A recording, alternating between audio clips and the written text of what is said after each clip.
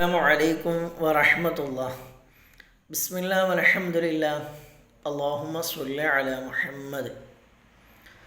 നമ്മളിൽ വെച്ചുകൊണ്ട് ഏറ്റവും നല്ല യോദ്ധാവും അതുപോലെ തന്നെ ഏറ്റവും നല്ല ശക്തിമാനും ഏറ്റവും നല്ല മസിൽമാനും ആരാണെന്ന് നിങ്ങൾക്കറിയോ? ത്വഹ റസൂലുള്ളാഹി സ്വല്ലല്ലാഹു അലൈഹി വസല്ലമ തങ്ങൾ പറയുന്നുണ്ട്, ഏറ്റവും നല്ല യോദ്ധാവ് ശക്തിമാൻ ആരാണെന്ന് വെച്ചാൽ സുബഹ് നമസ്കാരത്തിന് പള്ളിയിൽ ജമാഅത്തായി നിസ്കരിക്കുന്നവരാണ്. എന്തേ അങ്ങനെ പറയാനുള്ള കാരണം? നമ്മുടെ ശരീരം ഏറ്റവും കൂടുതൽ ഉറങ്ങാൻ ആഗ്രഹിക്കുന്ന സമയമാണ് സുബഹിൻ്റെ സമയം എന്നുള്ളത്.